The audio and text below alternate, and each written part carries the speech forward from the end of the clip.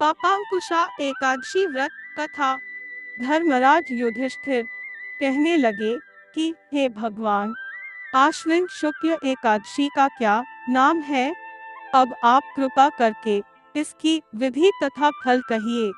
भगवान श्री कृष्ण कहने लगे कि हे युधिष्ठिर, पापों का नाश करने वाली इस एकादशी का नाम पापांकुशा एकादशी है।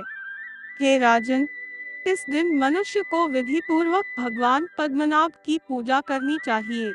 यह एकादशी मनुष्य को मनवांछित फल देकर स्वर्ग को प्राप्त कराने वाली है। मनुष्य को बहुत दिनों तक कठोर तपस्या से जो फल मिलता है, वह फल भगवान गरुड़ध्वज को नमस्कार करने से प्राप्त हो जाता है। जो मनुष्य अज्ञानवश अनेक पाप करते हैं परंतु हरि को नमस्कार करते हैं, वे नरक में नहीं जाते। विष्णु के नाम के कीर्तन मात्र से संसार के सब तीर्थों के पुण्य का फल मिल जाता है। जो मनुष्य शारीर धनुषधारी भगवान विष्णु की शरण में जाते हैं, उन्हें कभी भी यम यातना भोगनी नहीं पड़ती।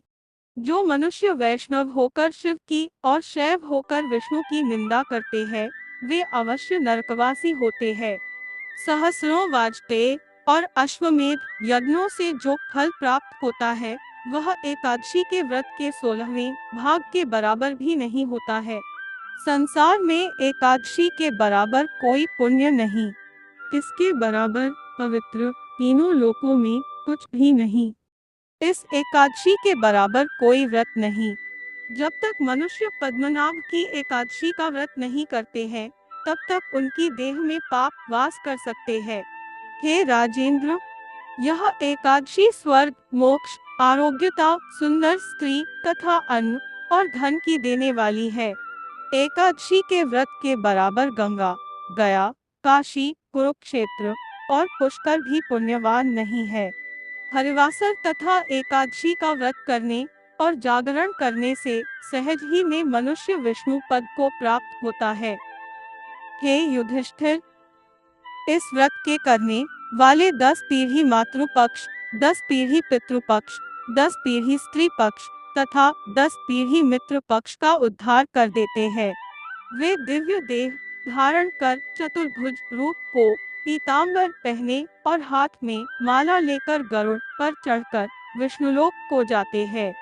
हे नृपोत्तम, बाल्यावस्था, युवावस्था और वृद्धावस्था में इस व्रत को करने से पापी मनुष्य भी दुर्गति को प्राप्त न होकर सद्गति को प्राप्त होता है। आश्विन मास की शुक्ल पक्ष की इस पापांकुशा एकादशी का व्रत जो मनुष्य करते हैं, वे अंत समय में हरिलोक को प्राप्त होते हैं तथा समस्त पापों से मुक्त हो जाते हैं। सोना, तिल, भूमि, गौ, अन्न, जल, छतरी तथा जूती दान करने से मनुष्य यमराज को नहीं देखता। जो मनुष्य किसी प्रकार के पुण्य कर्म किए बिना जीवन के दिन व्यतीत करता है, वह लोहार की भट्टी की तरह सांस लेता हुआ निर्जीव के समान ही है। निर्धन मनुष्यों को भी अपनी शक्ति के अनुसार दान करना चाहिए तथा धनवालों को सरोवर, बाग, मकान आदि बनवाकर दान करना चाहिए। ऐसे मनुष्यों को यम का द्वार नहीं देखना पड़ता तथा संसार में दीर्घायु होकर धनाढ्य, कुलीन और रोगरहित रहते हैं। भगवान श्री कृष्ण ने कहा, हे राजन, जो आपने मुझसे मुझसे पूछा वह सब मैंने आपको बतलाया।